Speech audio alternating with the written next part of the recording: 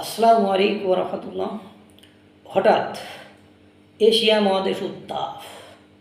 Asia মহাদেশের ভাগ্য আকাশে কালো মেঘের ঘনঘটা।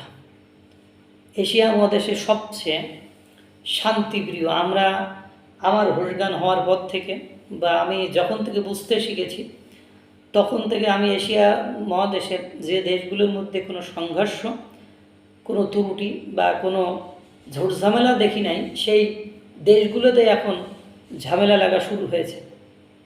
এটা আমার কাছে এশিয়া মহাদেশের জন্য একটা বিপদ সংকেত মনে হচ্ছে এবং একের পর এক এই ঘটনা ঘটে যাচ্ছে। যেমন আজকে মালয়েশিয়ার মতো শান্তিপ্রিয় এরকম সুন্দর দেশ এশিয়া মহাদেশের আর দ্বিতীয় কোথাও আছে কিনা সন্দেহ।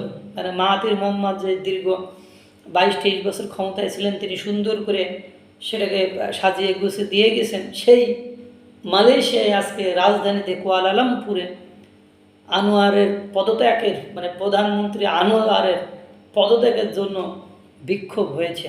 সেখানে হাজার হাজার লোক জড়ো হয়েছে যে তিনি নির্বাচনকালীন সময়ে যে প্রতিশ্রুতি দিয়েছিলেন সেই প্রতিশ্রুতি পূরণ করতে পারেননি। তিনি দ্রব্যমূল্যের ঊর্ধ্বগতি সহ মুদ্রাস্ফীতি এইগুলো নিয়ন্ত্রণ করতে পারছেন না। এজন্য মালয়েশিয়ার জনগণ আনোয়ার সাহেবের প্রধানমন্ত্রী আনোয়ারের পদত্যাগের জন্য মিছিল করেছে। একটা ঘটনা। 2 নম্বর, কম্বোডিয়া থাইল্যান্ডের মধ্যে রক্তক্ষয়ী সংঘর্ষ চলছে। একের পর এক মানুষ নিহত হচ্ছে। সেটা আপনারা দেখেছেন যে কি একটা বাজে অবস্থা সেখানে চলছে।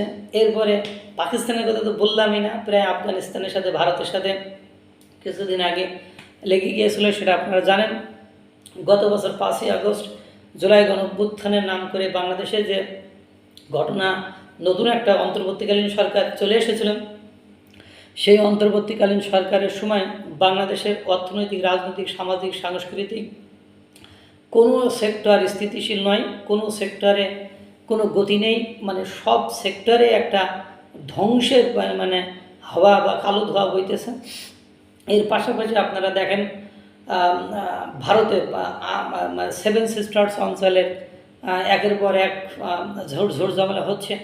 এরপরে ভারত বাংলাদেশের সাথে রিলেশনটা খুব খারাপ একটা জায়গায় চলে গিয়েছে। আর কত চুক্তি বাতিল, কত সুযোগ সুবিধা একে অপরের সাথে নিষেধাজ্ঞার চলছে, সেটা দেখেছেন। এরপরে আবার মায়ানমারের ঘটনা তো আপনারা একের পর এক শুনতেছেন যে মায়ানমারের আরাকান আর্মির সাথে জান্তা সরকারের যে সংঘর্ষ বছরের পর বছর চলছে। এর মধ্যে আবার রোহিঙ্গারা প্রস্তুতি নিচ্ছে আরাকান আর্মির সাথে ফাইট করার। সুতরাং এশিয়া মহাদেশের ভাগ্য আকাশে কালো মুখ ছেয়ে গিয়েছে। মালয়েশিয়ার মতো সরকারের যদি এই হয়, তাহলে এশিয়া মহাদেশের শান্তিতে মনে হয় কে ইনজেকশন করে দিয়েছে দুঃখের। আল্লাহ তাআলা সকলকে ভালো রাখুক, সুস্থ রাখুক। আসসালামু আলাইকুম রহমতুল্লাহ।